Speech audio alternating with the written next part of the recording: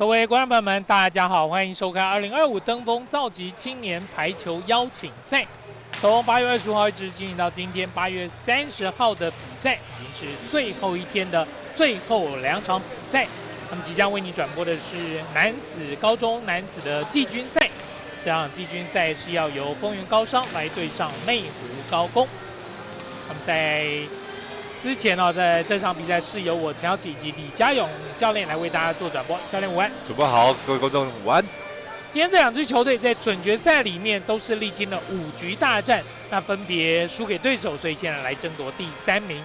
那么丰原高中在昨天是个华侨高中展开了5局大战。那内湖高工只是在前天和屏东商工一样，屏东高中一样是苦战5局。那最后两支在5局大战吞下败仗的队伍，在今天要来争夺整个杯赛的第3名。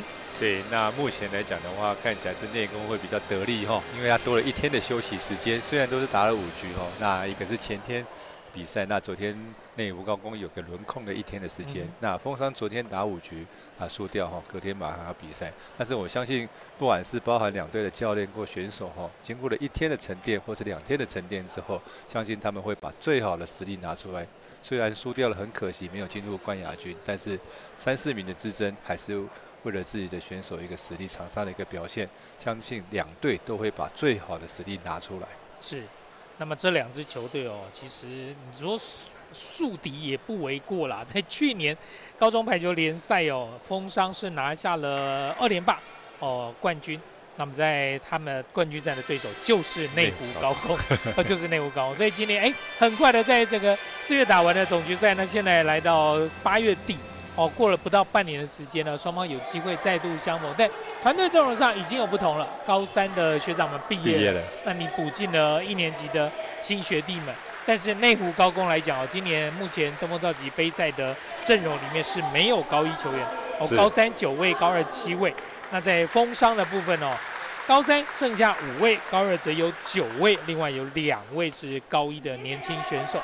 不过另外来讲，当然身高优势是今年丰商非常重要的一点。那今年这16位球员的平均身高是来到188.4公分，而在内湖高工的部分，平均身高180.3。大概有8.1公分的差距，8公分其实差蛮多。差蛮多的。可是我们要看先发上去的选手还是比较准一点因为目前来讲，内湖高工的林轩宇部分来讲的话，他其实持续有在长高那现在已经长到188了那绝对一个主力。再来，今天我们看到内湖高工今天还有一个很特别的他们的自由球员徐子敬的一个表现他可以接全场的一个球队，然后再来是防守能力也非常的好。目前他是U16的一个国手所以说整体来讲，他的整个防守的范围是非常的大的是，当然相对来讲的话，有一个最基本的一个在不管是接发球或防守能力上很强的选手，就会造成他们有不管是第一波或者是反攻完的第2波，都有办法把球垫起来之后，再产生一个组织一个攻击。那丰商的特色就是说，其实他每个位置都不错，但是有时候在自乱阵脚之后，例如说接发球接不到定位的情况下面，就可能会乱了一点点。那其实这场球赛2队的实力真的是相当只是看哪个在现场临场的表现稳定度在哪里。再来就是说对球场上面一个解读的能力，如何去化解对方的一个攻击，或者是说对方的战术在怎么使用，如何去这样。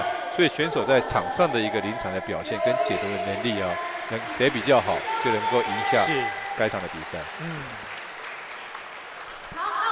今天场上身穿黑色球衣的就是丰原高商，那在对面身穿藏青色球衣的就是我们的内湖高工。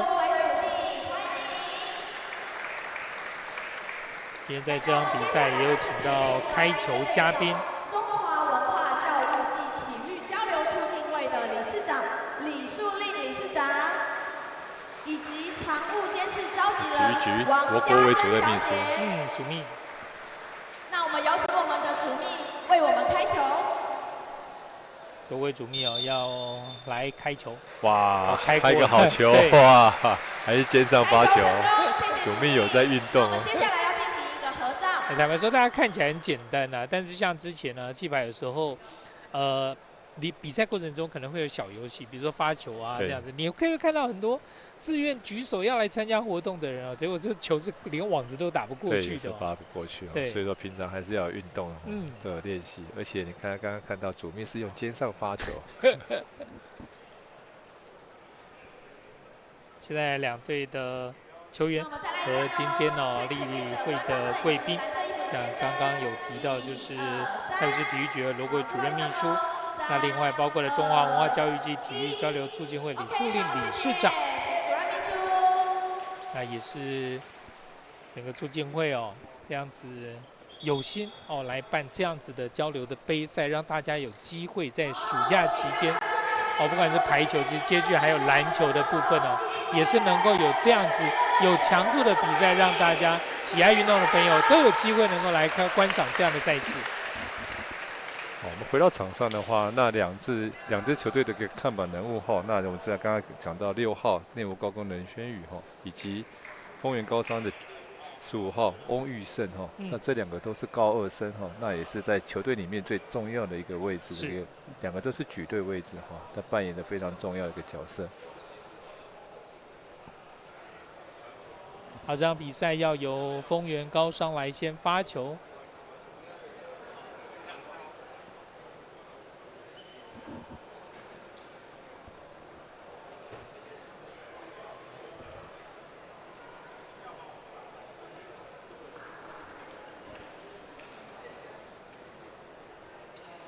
好，场上记录组确认站位没有问题之后啊，就要由丰原高商来发球。对。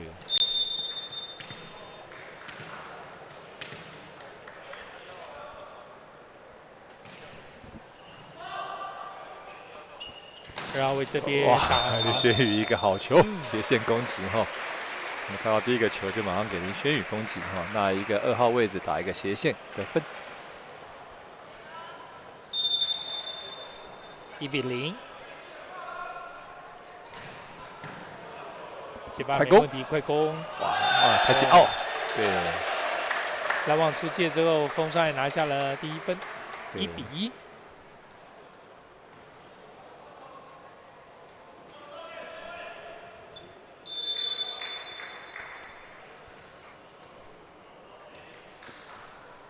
发球李继如。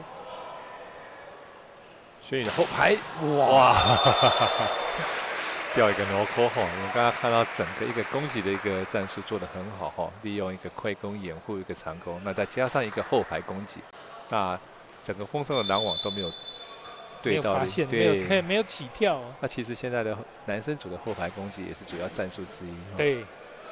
第2时间往中间切，后面接到，推到4号位，有手起来，修正球。直线攻击得分，接球直接接到了界外的观众席里面，2比2。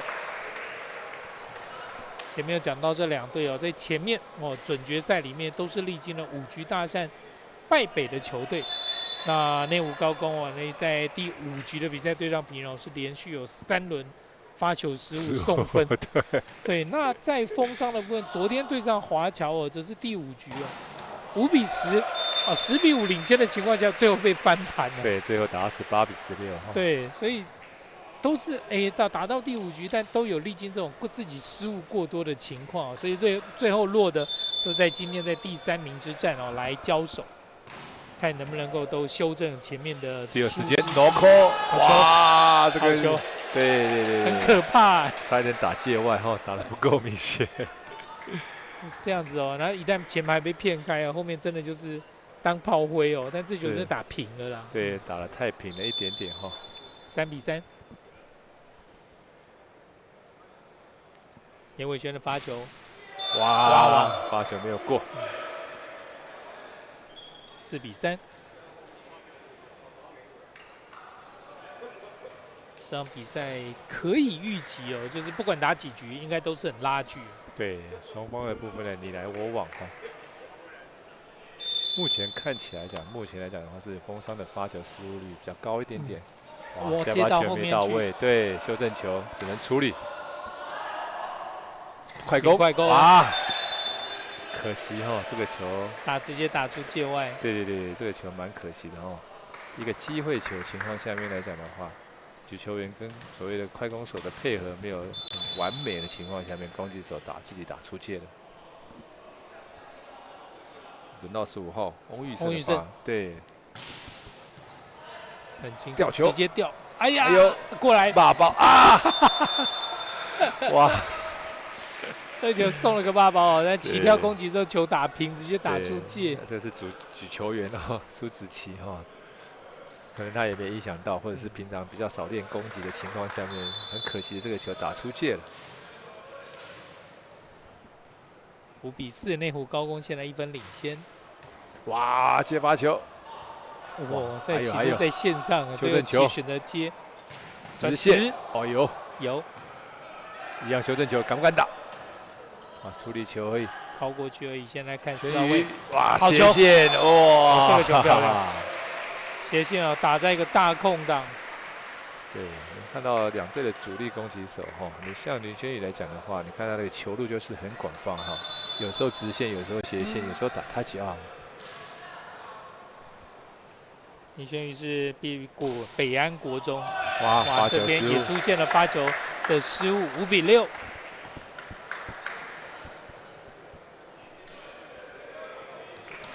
轮到刘冠鹏，封商刘冠鹏的发球。对，刘冠鹏是快攻手。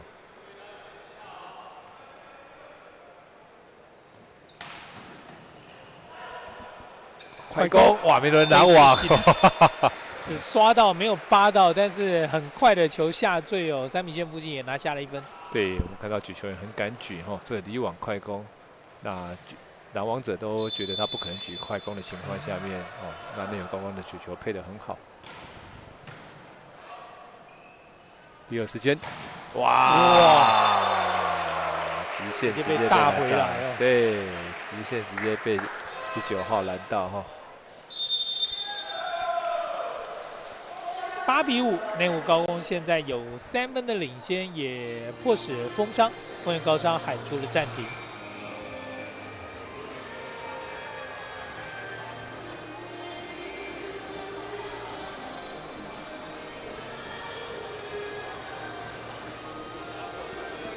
丰原高商在上一个学年度113学年度拿下 HVL 高中排球联赛的冠军。队史是累计已经拿下了13次的冠军。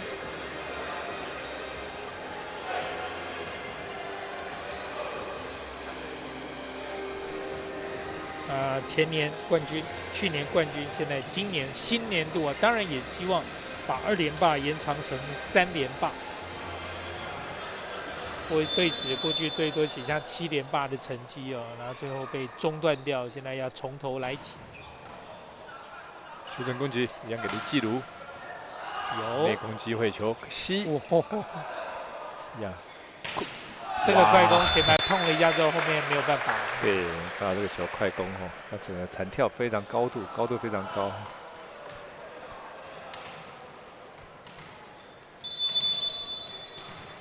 6比8。第2时间，哇，这个拦网可惜了哈，整个手没有包覆过去，打一个直线touch out。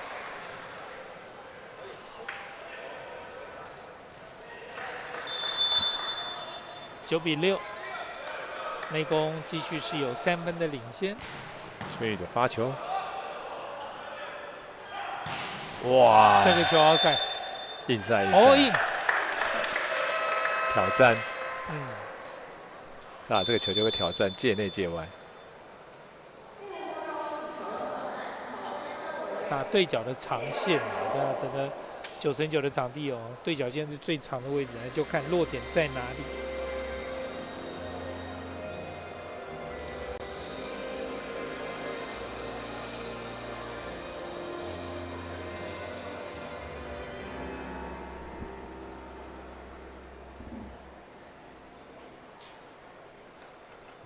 第一局目前双方2分的分差，来看一下到底这个球落点在哪里。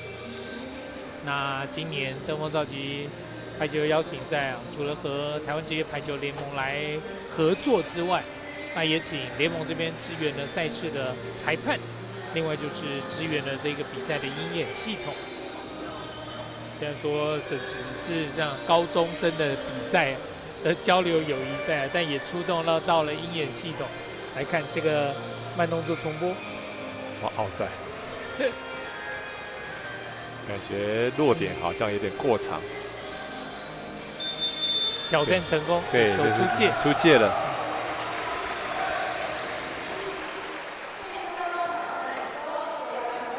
所以分数是来到了内湖高工这边10-6。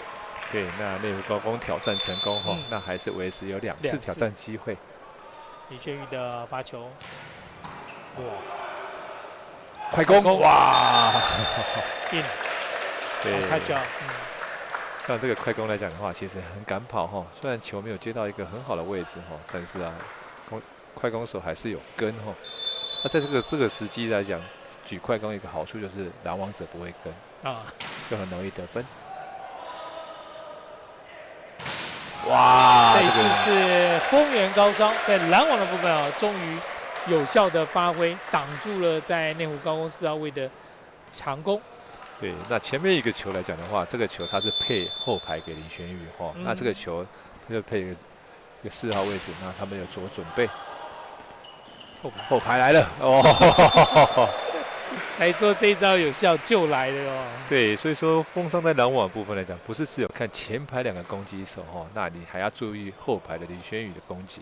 像这个球来讲的话，旁边2侧的没有说辅助的拦网来讲的话，绝对林轩宇会予取予求，很好打。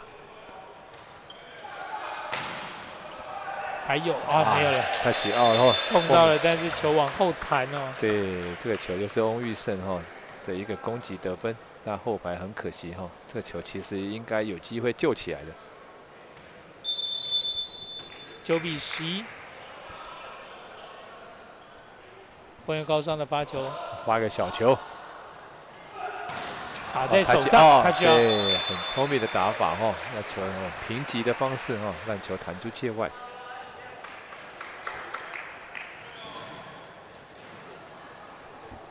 12-9。内攻大部分就是把分数维持在3分左右的领先。擦网过来，快攻来了，第2时间，快攻的掩护这一些有。哦，翁玉胜攻击被收起来，好，没有机会，再准备第2波攻击。快攻来了 ，no call 了这一次。因为这个位置来讲的话，有11号哈，11号的刘冠鹏，身高有190。那他的快攻能力跟制空能力是非常好。球下去之后，对方才起跳啊。对，那球落地了，他自己还没落地，这整个制空能力是相当好的。第2时间，触网，勾下去，拦网者触网，拦网者触网，对，举球员触网哈，就在第一裁判前面了。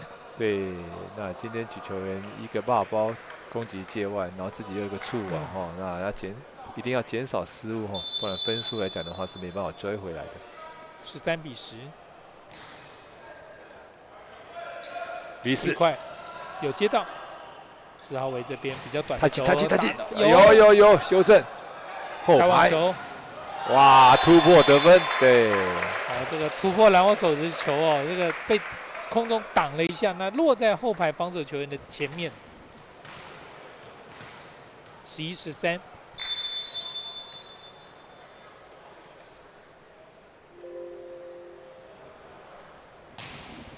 哇，过场出界了，对。翁玉胜的发球失误。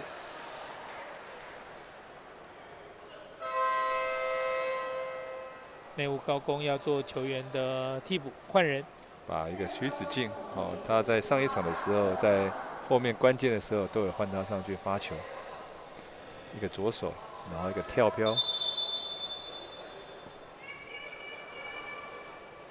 毕业于罗东国中的球员，拦到，有补到，后排苏玉胜，翁玉胜，对不起，翁玉胜，对，大家堵在4号位的对边这边哦，那后排飞进来这边就出现了空洞。对，那时候翁玉胜呢，其实就是风商主要的得分哈，大家关键的时候他就会跳出来。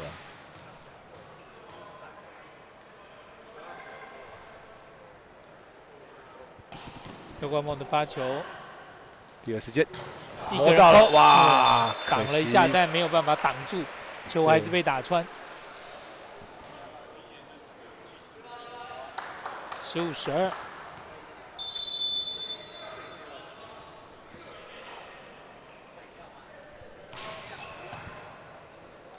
后后排，哇，还是洪宇胜啊。对，一样后排的突破。这个磅数有够重。对，我们觉得他后排攻击，因为后排拦网者跳的时间跟前排跟拦前排的不一样。那距离加大之后，其实它的变化性跟球的差距很多，角度也更大，所以拦网者是比较难拦的。后排来了，哇，自控能力，飞到了1米的位置哦。哇，没有，他是属于从2号位置切进来哈，然后两个人自控能力差很多。你下去了，我还在空中，球再过去。这球哦，这个球奥赛了哈，对。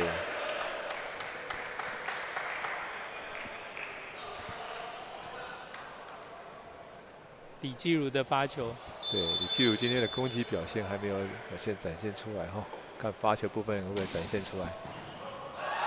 哎呦，大包，快攻来了，太极奥也是一直打快攻啊。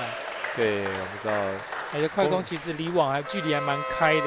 对，风霜的快攻其实是很好的哈，只要有机会球来讲，他们用快攻。再来是我们整个的战术来讲的话，你没有去利用快攻的话，对方拦网就不会理你。当我打1次2次之后，我就可以配给第2时间，这时候对方就会做有效的掩护。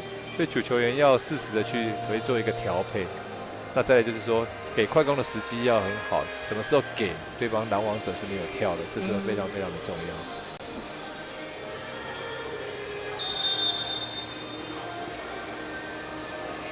工业高中追到15-16，仅仅落后1分。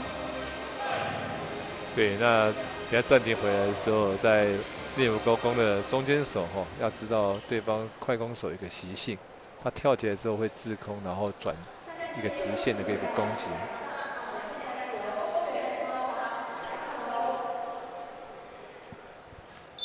让有李继儒继续发球，这暂停后变成跳飘的发球。快攻来了！马上内湖高工也回敬了一个快攻，现在是17-15。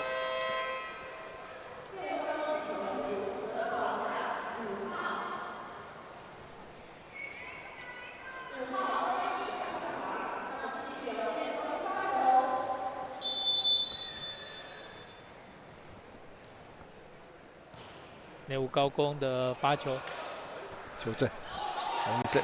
哇，高度够了，那还直接比一个手势说首尾。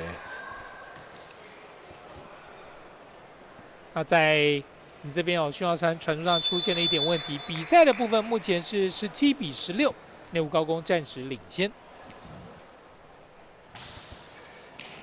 有，只能修正。哇，飞掉，打飞了哦，那分数追平哦，17-17。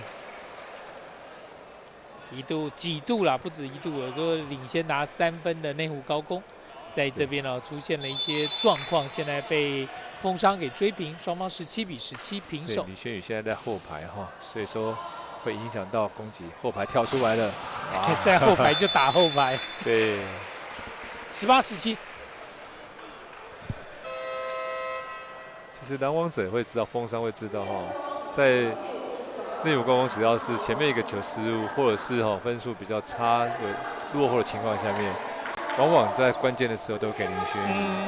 那风商也是有所准备啦，商人跳起来拦网，但是很可惜林轩宇的攻击能力还是比较强一点，突破能力比较强。拦网出界，后面好球，太极奥，哇，这球打得很快，出手很快这举球员配得很好，举2号位置只剩一个拦网者的情况下面打一个太极奥得分。现在风商再度追平，风商也做球员的替补。对，在比赛接近后半段的情况下面，都将比较会发球的或者是后排防守能力比较强的换上场。陈坤林发球，小球，第2时间，中洞啊！中间的掩护之后，4号位从2个人之间把球给打进来，19-18。对，其实这个球来讲的话，防守者可以试着去碰球看看哈。刚刚他是李继儒只站着看而已哈，蛮可惜的。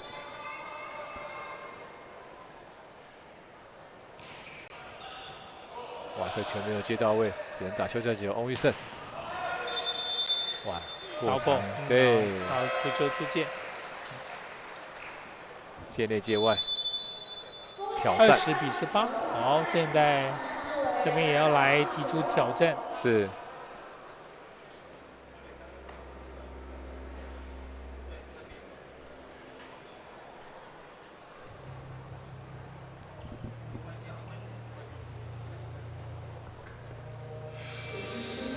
内湖高工在比赛的前段哦，有多次哦能够取得3分左右的领先，但接下来到了中段之后，让风商给追平。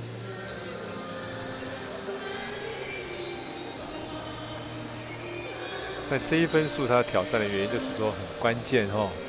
假设这个球挑战成功的话，风商其实跟内攻是平手。对，那假设这个挑战真的是如同裁判讲，流浪裁判所判决的是奥赛的话，内湖高工就到领先2分，造成了20比18。所以这个分数非常非常关键。所以风商的教练团马上提出来，就是做一个挑战。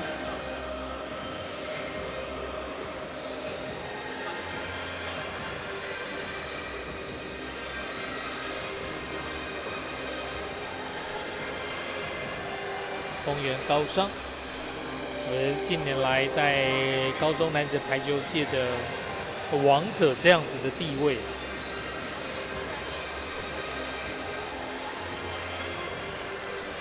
在之前111学年度哦，是败给了华侨高中，同样在冠军战里面，111学年度华侨拿下冠军，风商拿下第2。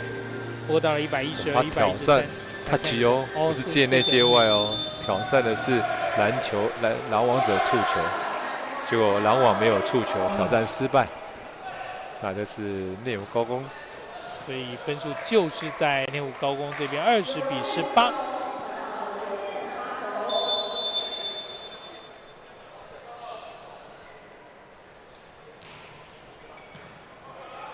把包。可是 no call 这边直接被林轩宇给打下来，21比18，现在分差来到3分。比赛来到后段之后，分差拉到3分，对风商这边是比较不利。对，影响比较大。欧云胜这个球接的骂包了。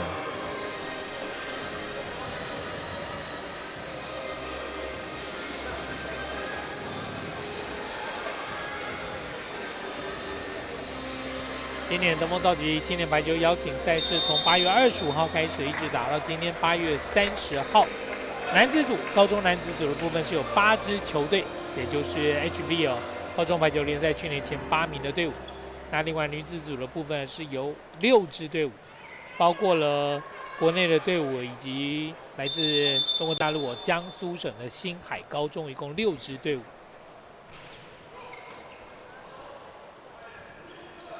小球哦，很聪明的这个打法哦。这样打反而到打进去啊。对，苏子琪哈，他19比21。现在场上是有风商是有2个举球员哦。哎，对，刚刚让苏子琪去当攻击手。19、21。A 快的掩护，哦，这边哦，被拦网之后球出了界外，22比19。哇，这个球风商其实有对到哦，时间差，但是没有骗开哦，对，还是有2个 call。对，做一个组合拦网。那林玄玉很聪明的哦，直接打个 touch out 出去。好球，快攻来了！快攻，哇，对方被接到，对，修正球，哇，终于被拦到，这次被拦到，这个球要打直线哈，被我们的举球员跳苏子琪拦到。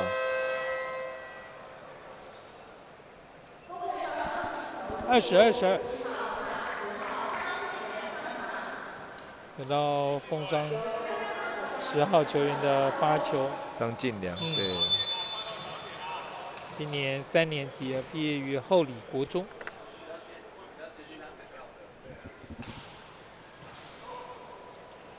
快攻吊球扫，过来，呀！刚好防守者后面的也要准备移动去防守情况下，这个球又往后打哈。那其实我们都会建议球哈，尽量有办法往前拨，不要往后，因为我们都是往场内面去。对。当你要往后拨的时候，其实我们的起身反应是来不及的。这个移动的方向。2号位置攻击得分，漂亮！举球员，苏子琪一个举球攻击哦，他这个部分来讲，他在前排的时候是担任攻击手哦，到后排再换上去举。对，我们刚刚看到是原本是让9号上去举，那现在他到了后排之后，就变成是继续由他举球。前排还是维持3个攻击手，还是第二时间吊球，大空档，这个洞还蛮大的。全部人都让开，然后都往后退的情况下面，林轩宇很聪明的做一个吊球的动作，接着有3个人对他了哦，这边做个吊球。24比21，现在来到内湖高工第一局的局点。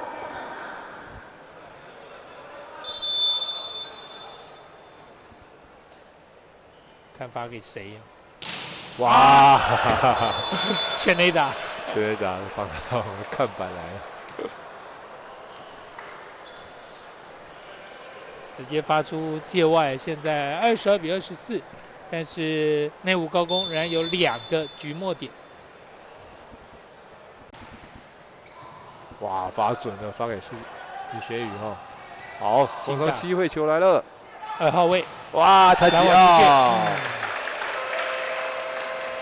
！23比24，连追2分，一个发球失误，现在再加上一个touch out之后，现在被丰原高商追上来，内湖高工喊出暂停。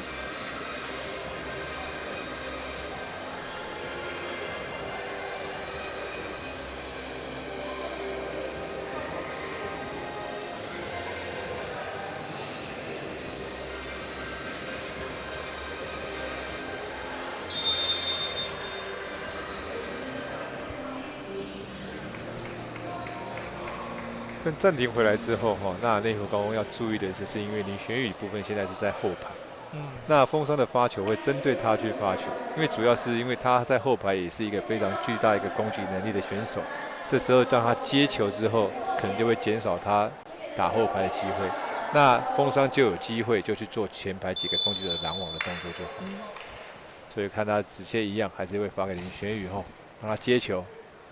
就只有前排的攻击手有机会，风霜又来了，对，修正球，哇，后面接起来，哇，自己吊球，哎呀，差一点，有救起来，4号位洪宇胜，这个点挂网，但是所以说太可惜哈，那风霜很可惜，其实是应该说自己的失误哈，造成这局输掉，不然的话，其实他们动作。该教练给下达的一个指令，或者是选手对整场上的一个解读都做得很好啊，非常可惜哈。在第一局是由内湖高工先拿下，我们这边稍微休息一下。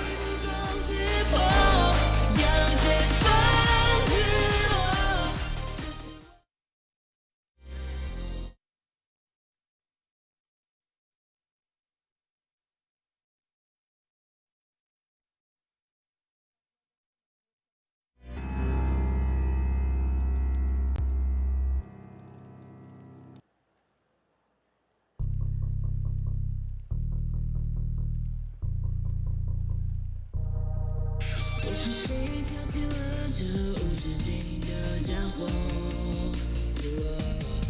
狂热的心把名字燃烧到不敢直视。No， 奋力去触碰，随尽狂成功坠落。是否卸下的枷锁，我不必再多说。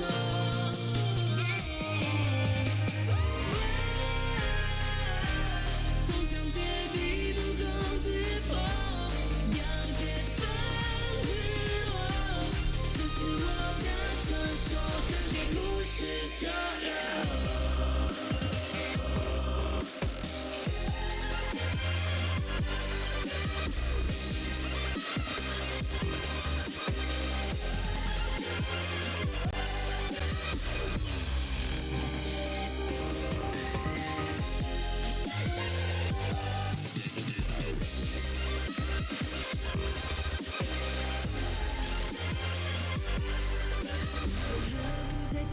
起那无谓的伤痛。激昂的残留影子却夺回了真的人。战场的怒火随死而销声沉默。是否血肉的枷锁 ？You ready for the show？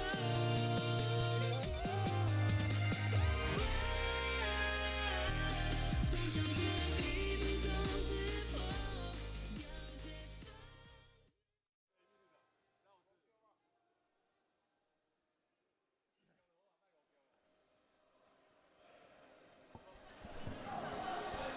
回到比赛的现场，在今天8月30号，德丰召集青年排球邀请赛最后一天的赛程。高中男子组的季军战由内湖高工对上丰原高商，第一局在内湖高工这边最后是以25比23拿下，现在双方进入到第2局的交手。对，两队来讲的话，只有在2分差的关系而已哈，所以在这两队来讲的话，实力其实是差不多的哈。这第一局哦，最大的差距就是3分了。对。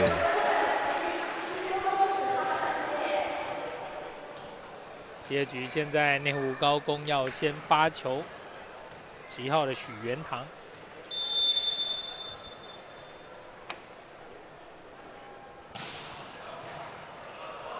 修正，开网球，哇，好球！照样打进去，好球！对。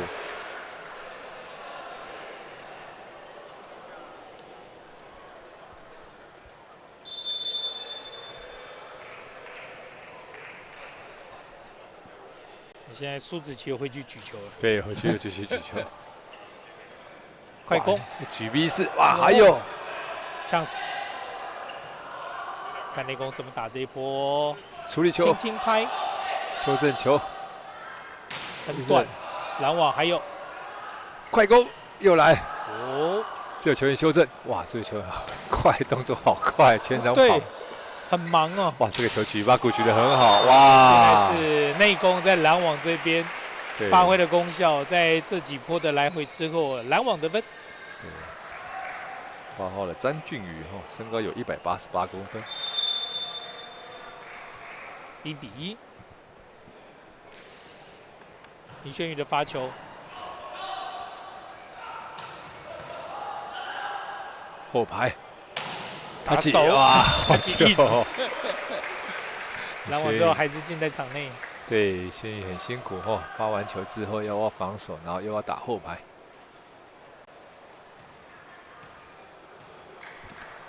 2比1。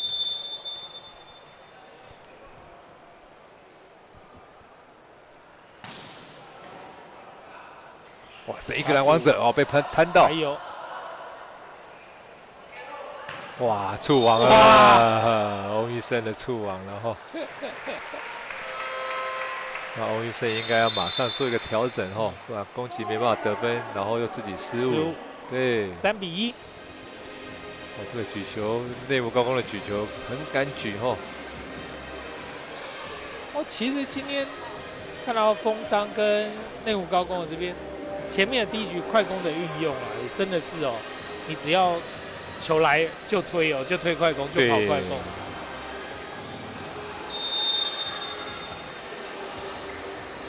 所以说两队来讲，在拦网上面其实是会很辛苦哈，因为有快攻又有第2时间啊，所以说你这时候在判断的能力，拦中间手哈，这时候要考验他们两队的中间手。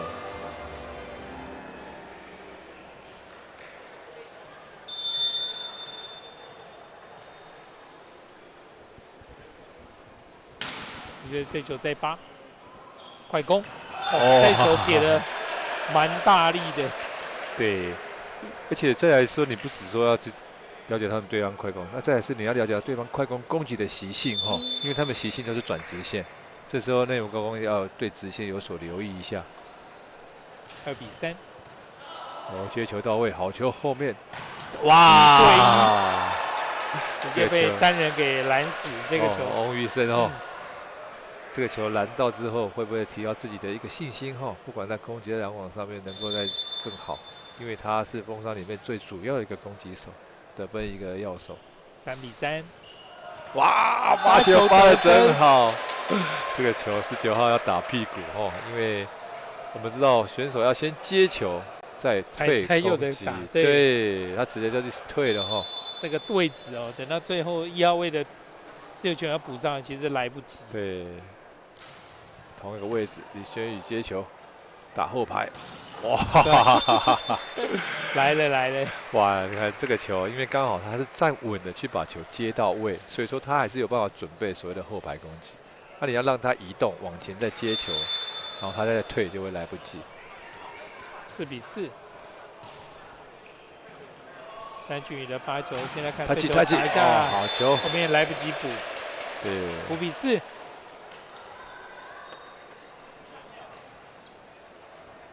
是罗宇轩的攻击，哇，他击奥。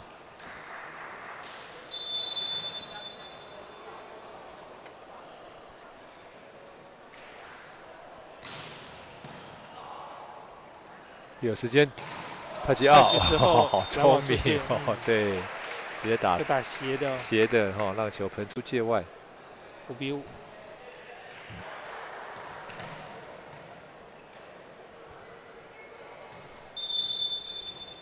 卢秉哲，快攻！哦，还有勾到！哦，这个修正球没办法，没准备，哇，可惜了哈。角度哦，最后是太平，直接没有过网，挂在网子里面。对，那攻击手也没有做准备了哈。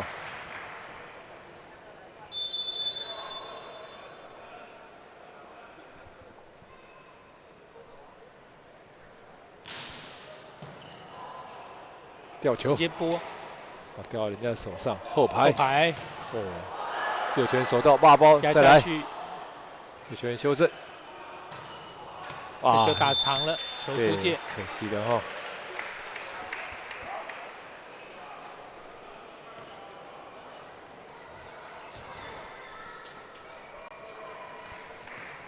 6比6平手。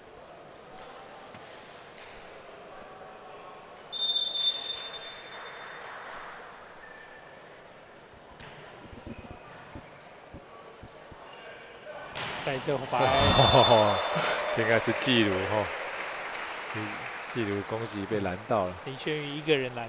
罗伟璇的攻击被拦到。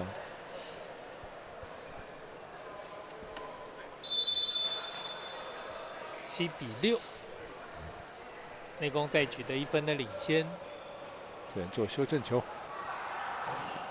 高打点。下手的修正球，李轩，哇，漂亮，接得好。修正球，2次，被裁判抓2次了哈，很可惜。比数8比6，现在内湖高工有2分的领先。等到潘威成的发球。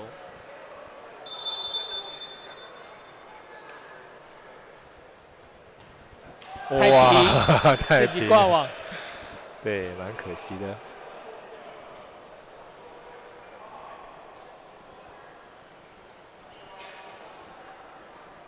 7比8，丰原高商1分的落后。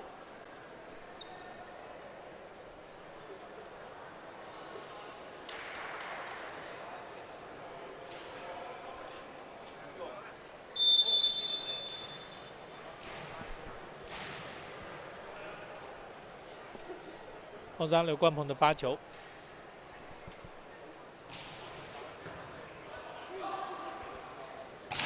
哇！哦，这一次被扣死。对，所以这个球打斜线哈。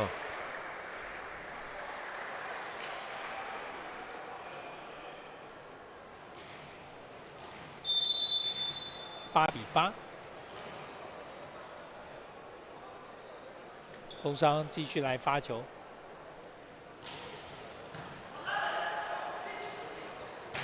从上面打下去，首尾，前面被扣到之后啊，改变自己的击球点哦，从更高的位置来打。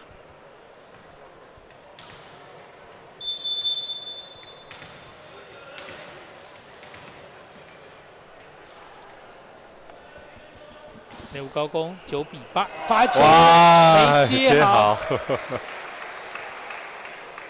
，10比8。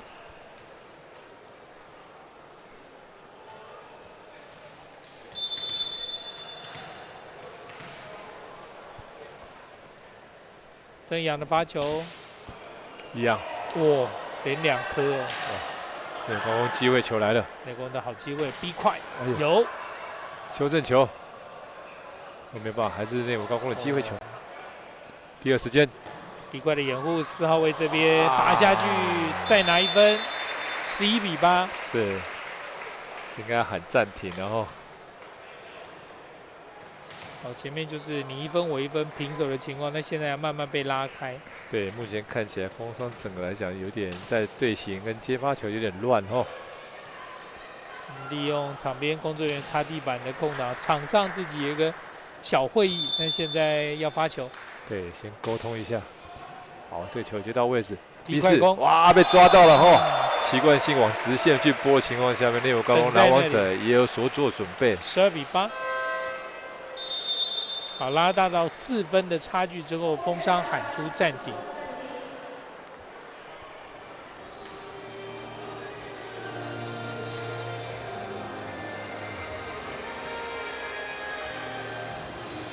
这轮分差被拉开，主要当然就是接发的问题。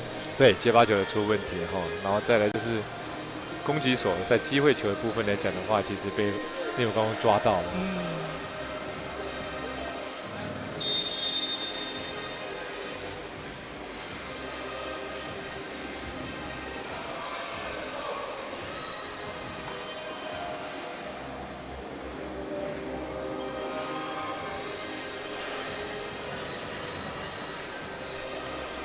暂停结束，比赛要继续来进行。内湖高工，那这一局风霜也是有作为调整哈，那让1号林承安上去做攻击，那李基鲁再去休息，因为李基鲁在上一局表现没有那么好，那整个队形上面是有所改变，所以一开始还没办法掌握。哇，这个拦网再度建功哦，拦网很强的球弹过去哦，在风霜后面接球人直接接触了界外。对，现在要把1号再换下来了哈，因为目前他上场的表现也不是这么好的情况下面。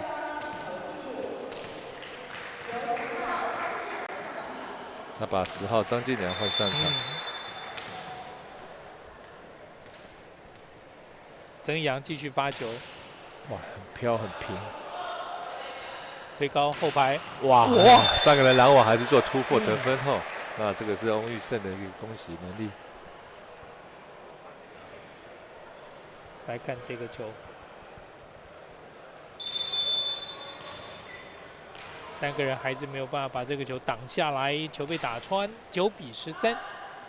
快攻！哇，这个球配的真好，哇，对方拦网者也没有起来哈。就是说，有时候我们快攻手是不经意的给，然后突然间的给之后，连拦网者都会被骗哈。那快攻手一定要跑。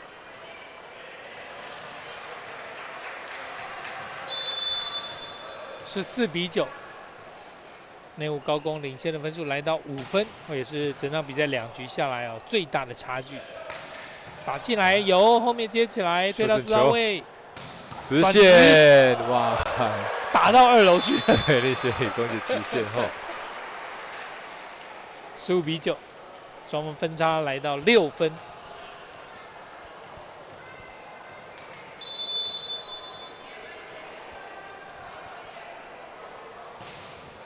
好球！第二时间，哇，这个球也好球哈，那个球打平击的方式哈，往后场打。10比15。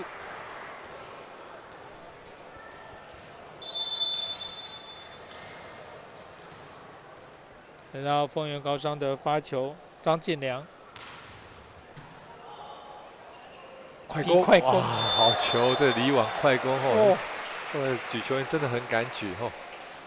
那当然，攻击手啊，你也照跑了，一定要跑。球来之后，对，发挥很好的效果，对方根本是没有人上来。所以说，我们给快攻的时机真的很重要。什么时机给他，对方拦网没有起来哈，这很重要。所以说，目前看起来内务高工的举球员做得很好。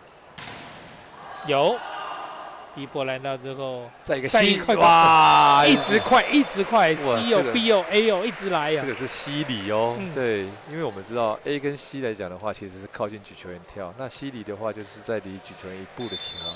那你拦网者没有对到选手的时候，其实旁边的空档就出来了。嗯，是7-10。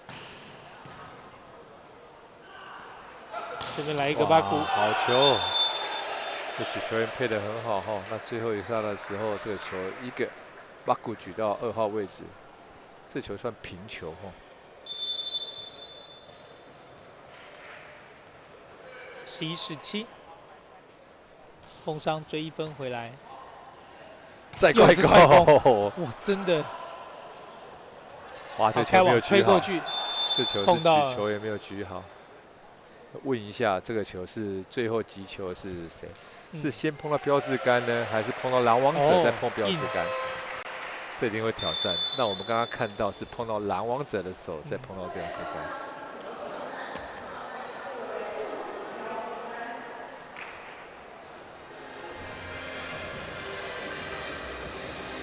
本来在第2局的比数，双方就是你1分我1分，你1分我1分，但到了中间之后，整个让内湖高工一口气拉开哦。举球员刚刚这一段期间大概配了6到7个快攻，就应该说我们内湖高工，就是说他就是说已经拿到一个什么样的方法，最好的方法可以得分，那他重复的运用，那得到很好的效果。是，对，像防守起来的球，不管是今天是不是有到位，举球员很敢举，不管在3名球举了一个 V 式快攻，或者是举 C， 它造成了一个很大的得分效果。先看碰到拦网者手，还是直接拨到？哇，这是应该是封伤的球。对，没有碰到拦网者的手。 那就变内湖高工这边自己对打，直接打 out ball。对，那就封伤挑战成功。双方分数一来一往。封伤这个要把握机会哈，在拦网上面来讲的话，还是要做几个一个有效的拦网，因为成功的拦网会提高整队的士气，也会影响到对方的这个组合攻击。看有没有机会，双人拦网。 有出去了，对，这次打首尾啊。那我们在拦网者或防守者来讲的话，其实有时候要了解到攻击者的习性哈。那因为内攻这个攻击手个头不是那么高，那球路比较长，那我们拦网者是比较慢一点跳，防守者要手比较后面一点。哇，发球出界，哦，这边连续得分。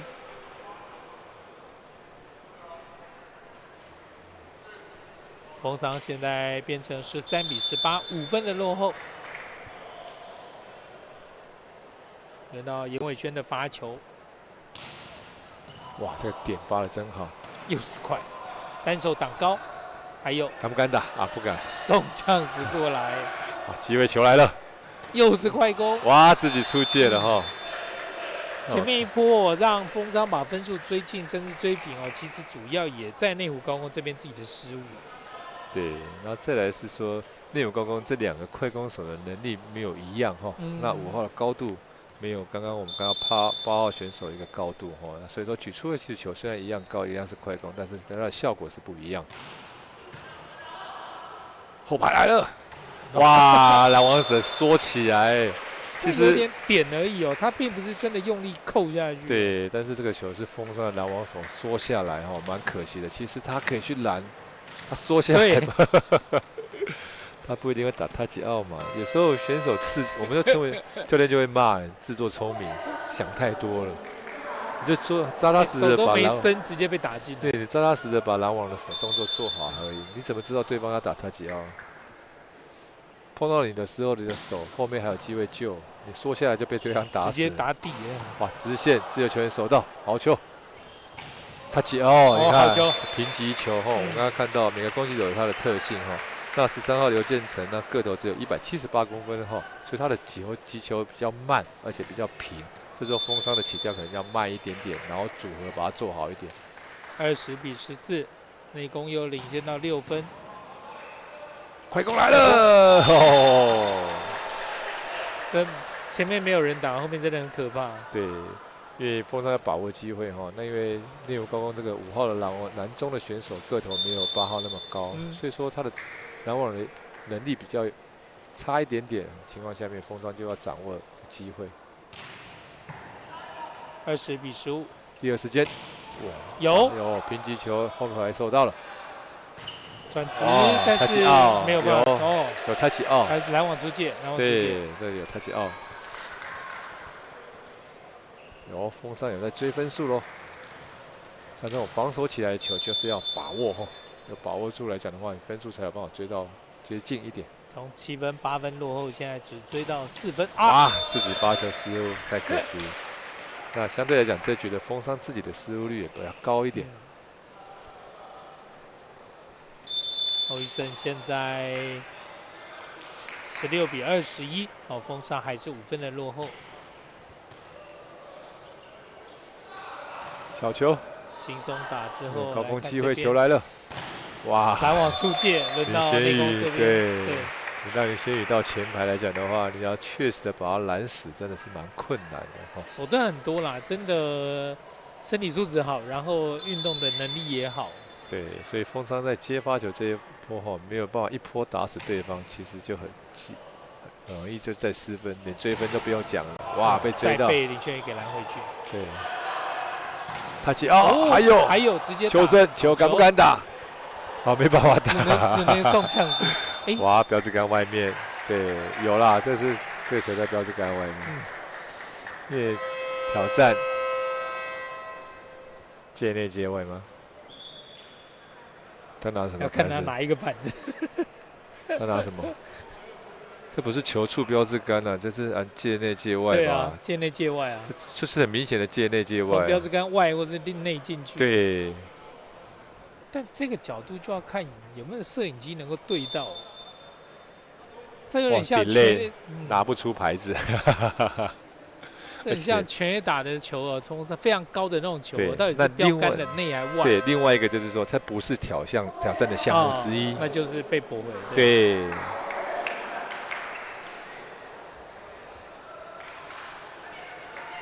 17-22，好，风尚要继续来发球，刘冠鹏。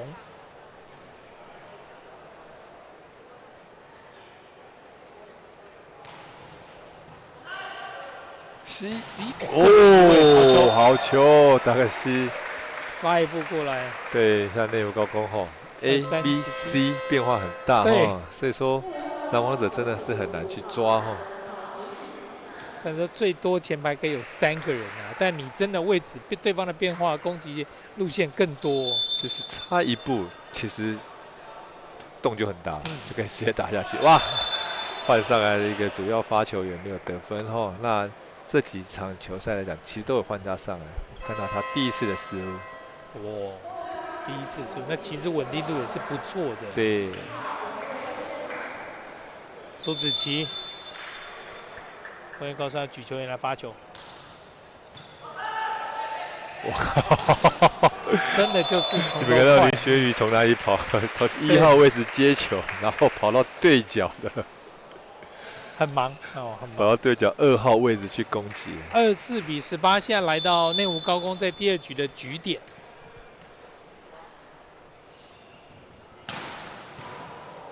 过来了，爸爸直接得分，对。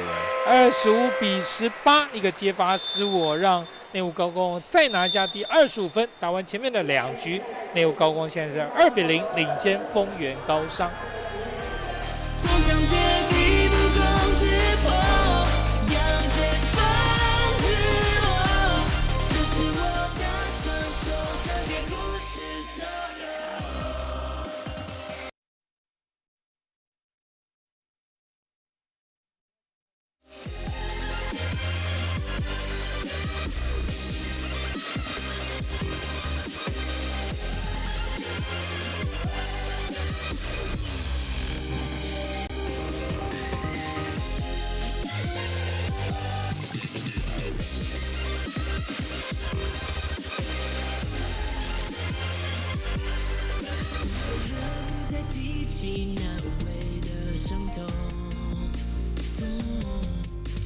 战斗影子却破坏了这怒热。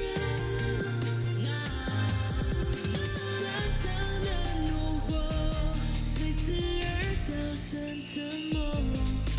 释放血肉的枷锁 ，You ready for the show？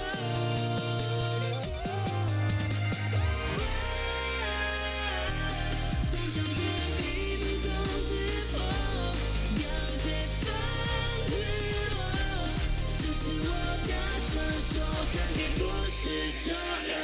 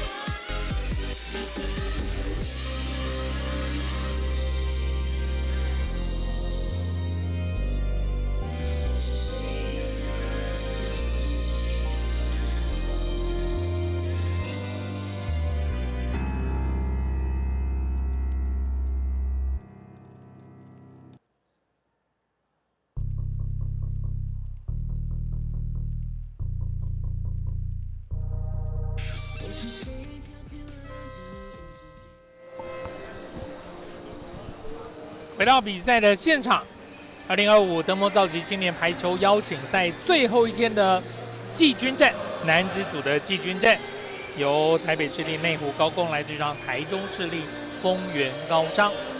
前两局打完，目前是内湖高工25比23、25比18取得2局的领先。对，我们看到上一局的那整个内容高工的运用，不管是发球或者是在一个战术的运用用得非常得体那让风商整个这样的接发球的部分跟拦网整个一个系统来讲的话，都出了一些问题，所以说分数有被拉开了。那这一局的一开始就要看风商如何在防止内湖高工在用同样的战术，再来就是说他们接发球一定要到定位的情况下面才有所发挥那这是。其实我们还是在强调选手部分的失误能够减少到最低，你赢球机会才会提高。对。那讲到这两支球队是去年 HVO 的冠军队丰原高商跟亚军队内湖高工。哇，有个 V4高。今天真的一直快，从第二局中段之后就连续都是快攻对。除了修正球之外，几乎都是快啊。对啊。就看跟攻击手怎么配啊。哪里痛往哪里打就对了。持续的这样子，但是他们不是很单纯的 A 而已他们炒 B、A、B、C 都会用。对，哇，黄以颜色，结果习惯性他要转直线打出去，打界外，这个球自己拐出界外了2比0。因为每个选手都有他的习惯性像17号庄子婷他很习惯去打，从 A 跳起来之后拐直线。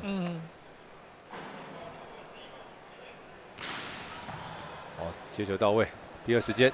哇，时间没有配合好，对，哇默契不好，但是还要处理过来，对，2号位置得分，对，2号位置这边直线打进去风商在第3局终于开张，一样那持续就再继续把1号今天的林承安换上来那因为刚刚纪录的部分来讲的话，在第1局表现没有那么好情况，其实持续在场外这边休息。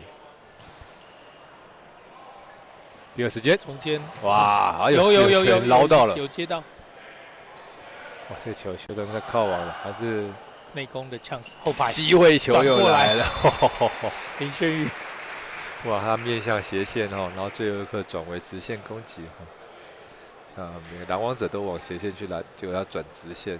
那其实有时候我们觉得3个人来拦了，反正也守不起来。都拼了啦，就拼看看有没有正好打到手上的。对，3个就起来拦。第二时间，哇，好球！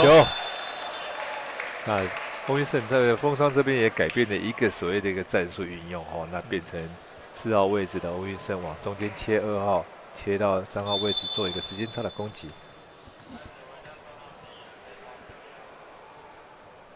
2比3。还有发球得分，哇！这个发球的战术也是要去改变这个发一个小球。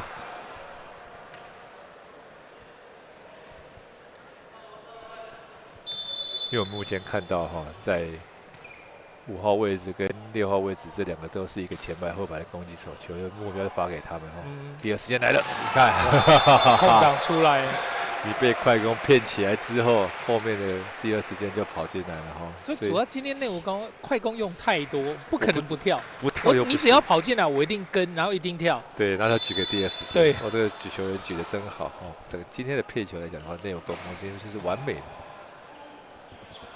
一块的掩护这边。拦到这个球被拦到，对，像今天的风霜配球就没有那么顺畅主要原因是接发球也没有到位率也不高啦。对，那我硬要举的话，其实也不是那么好打。那内武高工今天接发球是比较到位的情况下，举球又配得很好。好把包，哇，这个球贴网得分6比3。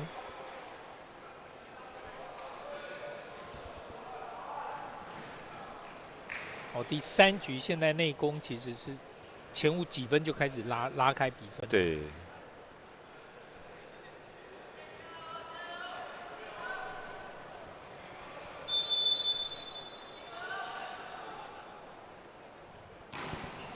飞掉了，这球打出界，过长了，4比6。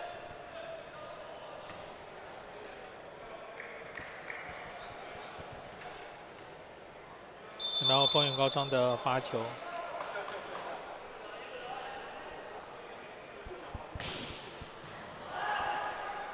快攻又来了，失误没过去。举球员其实配得很好但是两个快攻手的习性跟高度不一样那也是你的举球还是要做一个调整。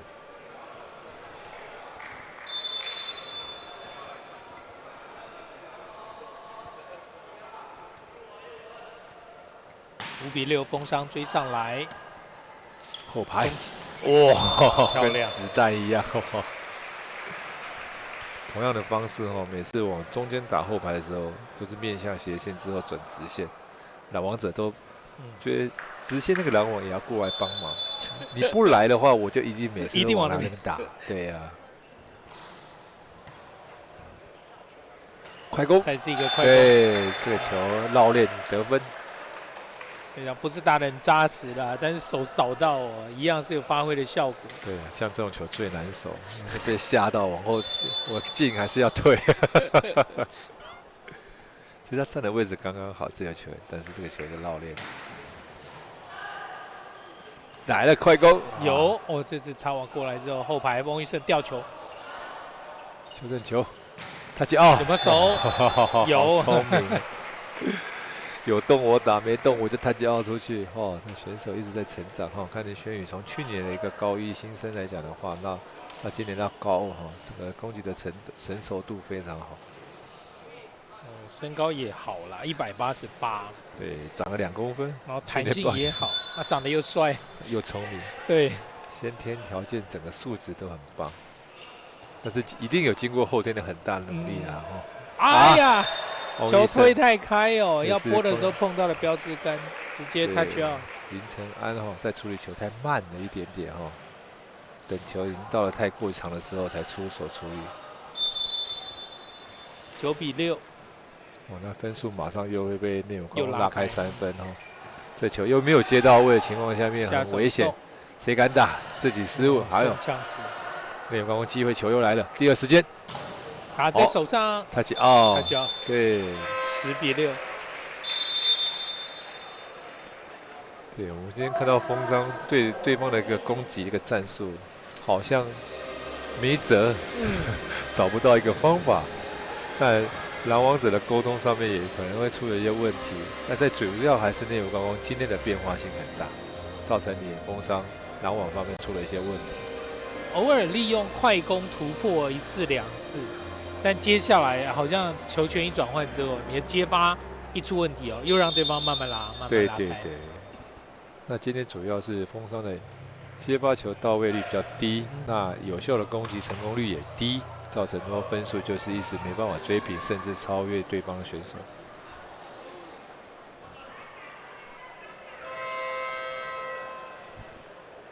10比6。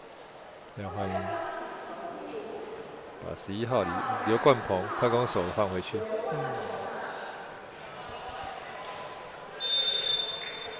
感觉今天的风商还是有一点绑手绑脚的哈，有感觉到他没有放得很开去打。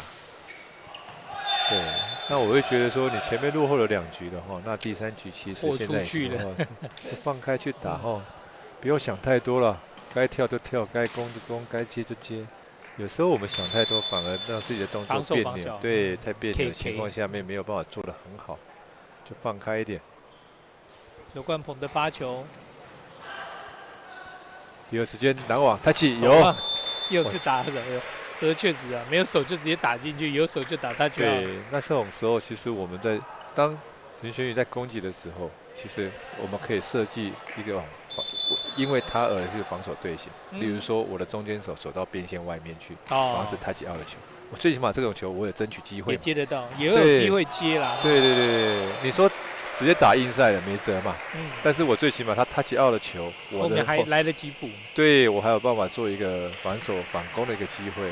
但是你就是要这样去运用。但是我觉得看到风商好像没有针对这些东西去做所有的准备。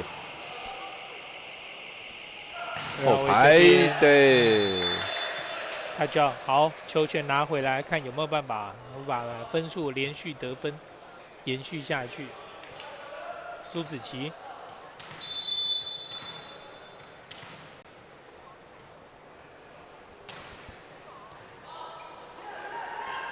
哇！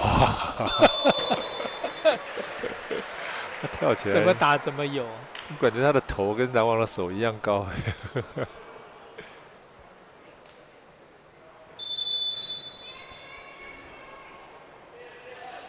13比8。李快攻被抓到，你看习惯性往左边打哈。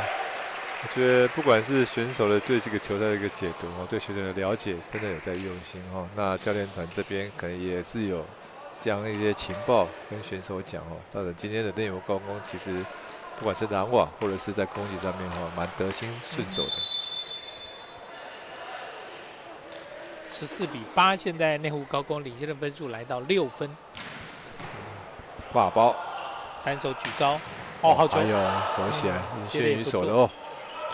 哇！就这边啊，直接是被单人拦网给直接拦死。对。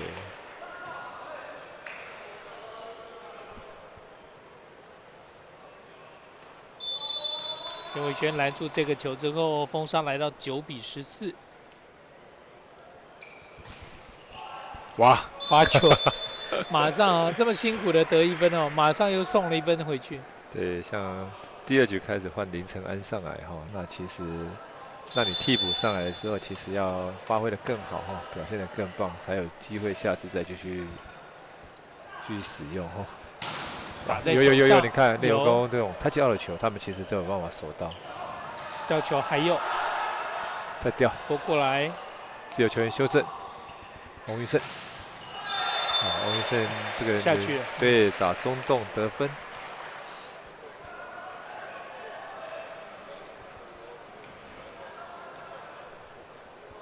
10比15，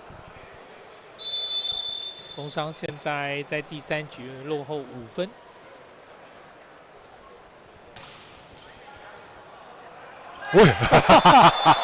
接球没接好，但是过网直接落地啊，大家都没意会到球已经来了。选手一直在注意攻击者怎么跑，但是没有先判断球。对，其实我们要看球，然后余光也要看。其实有2个眼睛，我们会跟拦网者说，你要跟球，也要跟人。你不能完全的注意力放在人的身上，对，那你就不知道球的变化性在哪里。16比10，快攻，9来1颗哦，真的说球接到位的球没那么多啦，所以说顺畅攻击的机会，风商今天是比较少。对，那也可以试着说，对方的篮中已经换了，轮到另外一个上来哈，可以多利用，但是球还是要接到位。爬过去，哇，得分，连得2分，是。从6分落后到现在追到4分落后，12比16。刘宇轩继续发球，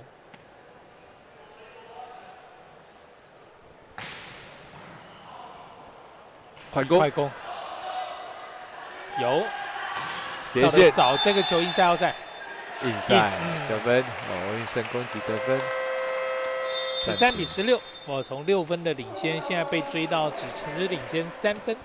看一下这个球。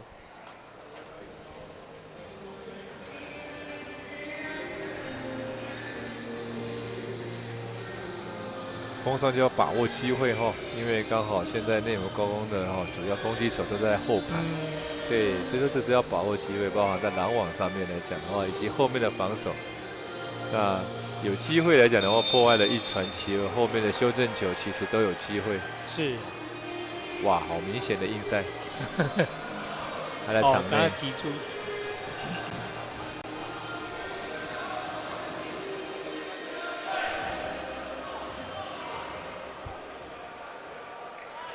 这个球，假如内湖高工还在敢举给5号，我就很佩服举球员，因为已经2颗没有，一个是自己失误，另外一颗被守起来。那我们看看这个举球员怎么配。第二时间的机会跟后排机会是比较高一点。对，后排来了，真的守不住哦。对，所以有时候我们的拦网者也是要去判断对方这种情势上面，他可能会举给谁，然后。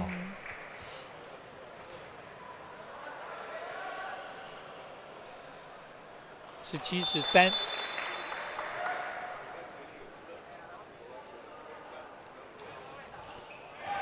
发球 A4，哇，前面是8-13，前面很辛苦的要回2分，你现在马上又吐回去2分，哇，这样追分是很辛苦的。你说有攻有守哦，前排要拦啊，还要跑位啊，要 cover 啊。但是这个发球什么都没有，蹦1分就没了。对，这个位置要换，把当举球员张金良当攻击手，然后换9号陈坤林举球上来。张金良，我来打球，我来打都比你们攻击手好，那怎么办？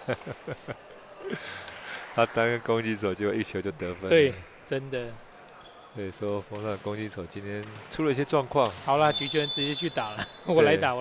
因为攻击手今天每个都出了一些状况，主攻手啦，只有欧玉生还可以呀，其他2个都不行。马包，那机会球还是有机会哦，分数还在咬。我回到15比18，欧玉生的发球。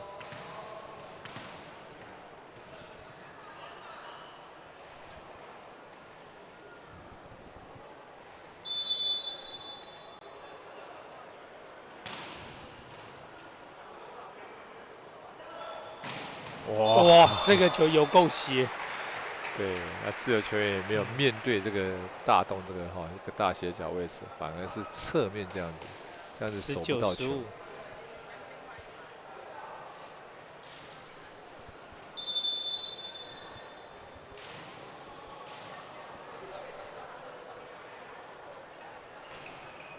哇，又失误。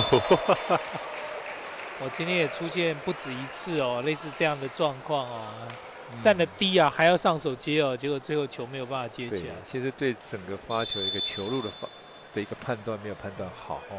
20-15，到你的面前才是要去想要什么动作，就是太慢。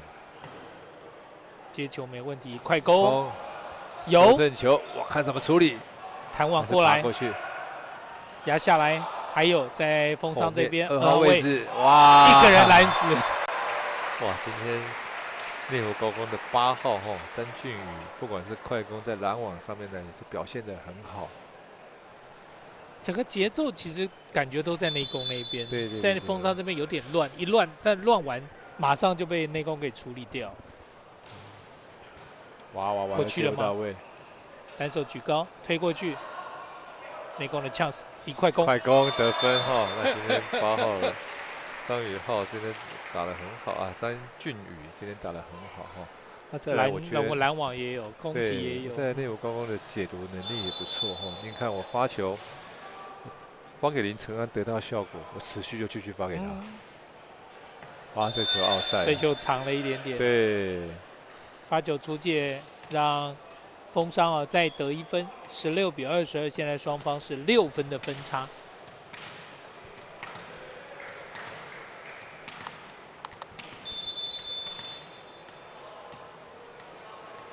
晚一点的冠军战哦，男子组冠军战是要由华侨高中来对上平荣高中。西，好，谁触网？攻击手拉下来触网了。但慢慢的，风尚终于有在防守端哦，有要抓到这个 timing 哦，比较能够跟着跳。对，有在注意到他这个快攻。刘冠鹏发球，17比22，风尚现在5分的落后。轩宇来了，快攻的掩护，第二时间后排接球之后球出界，23比17。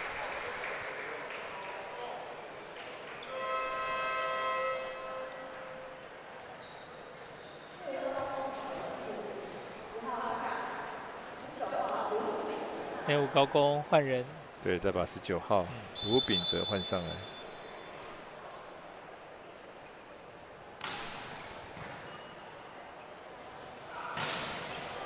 哎呦，还有哎，碰到腿。然后为了斜线哦，这个球打到后排之后球出界，现在风商再追1分是8比23。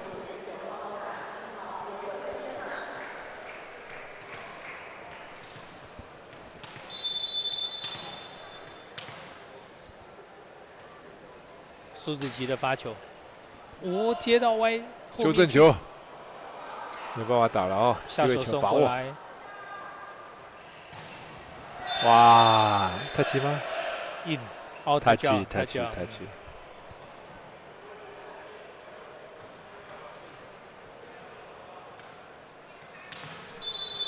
19-23，从6分追到现在差4分，还不够。哇！再不行就交给林炫宇。那1对1的拦网哦，真的对林炫宇真的是没辙哈。现在比数来到24比19，这是内湖高工这场比赛的赛末点。林炫宇今天整场比赛好像只被拦到1颗，2颗啊，2颗，然后另外有自己2个那种失误。失误对。上一局有个发球很离谱，打在首尾，对这个球。拦网者触网，对，可惜。他刚好是在上一局的时候24分的时候，他用吹下去的，结果自己失误。对。20比24。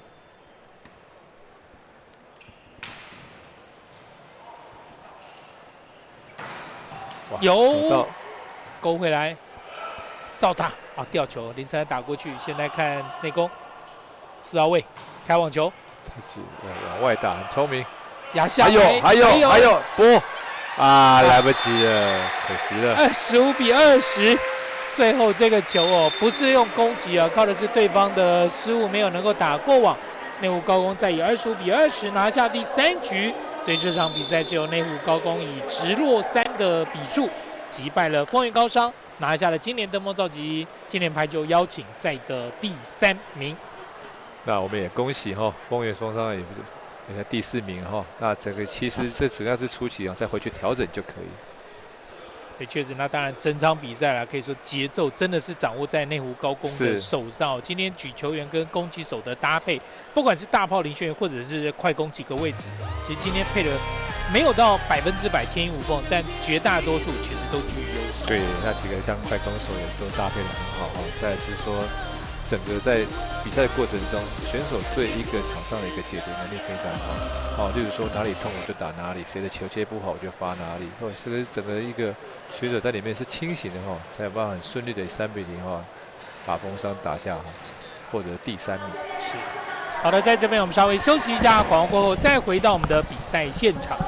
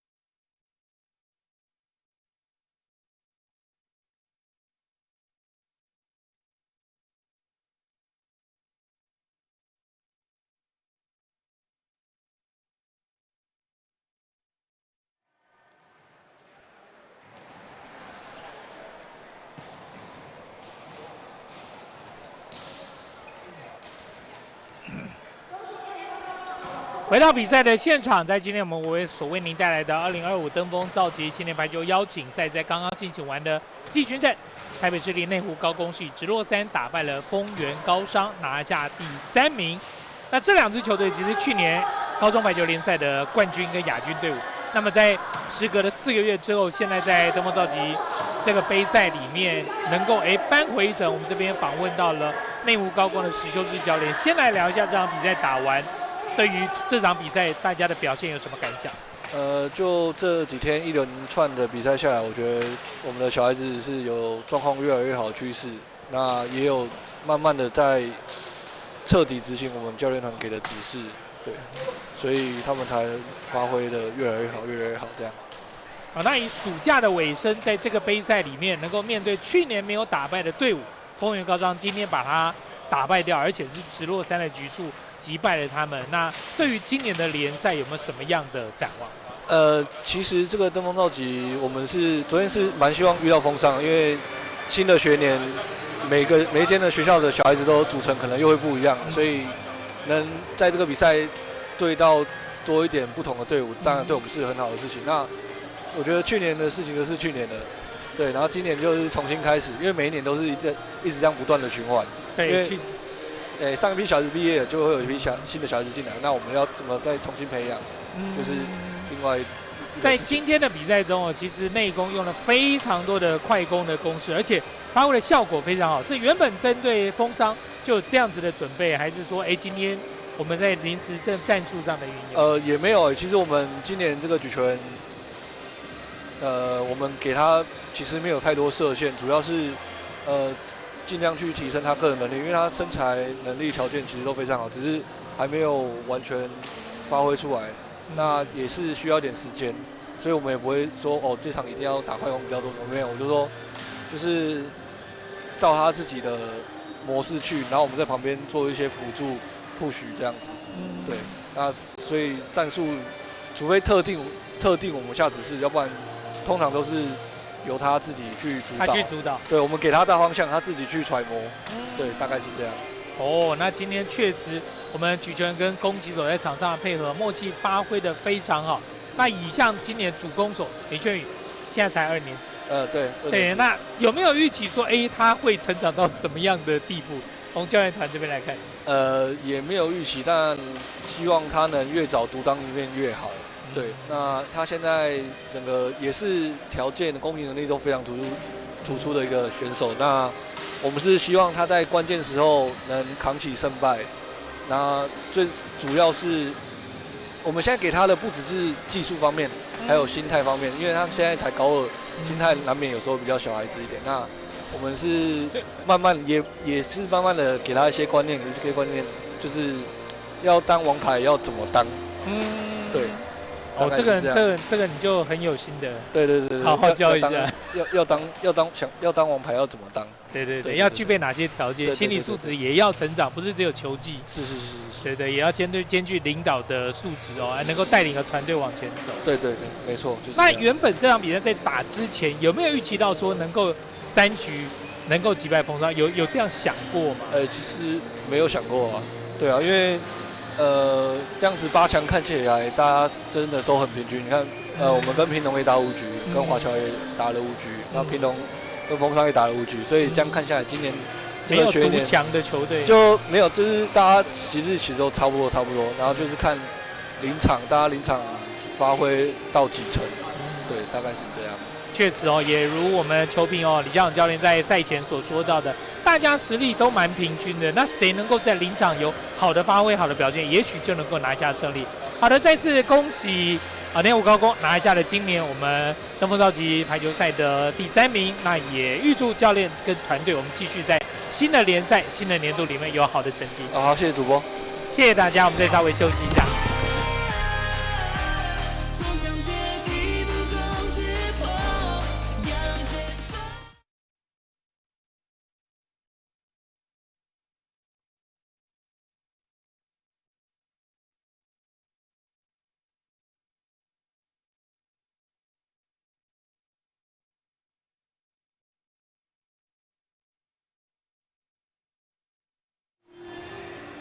在今天登峰造极青年排球邀请赛的季军战，最终内湖高工是以直落3打败了丰原高商，拿下第3名。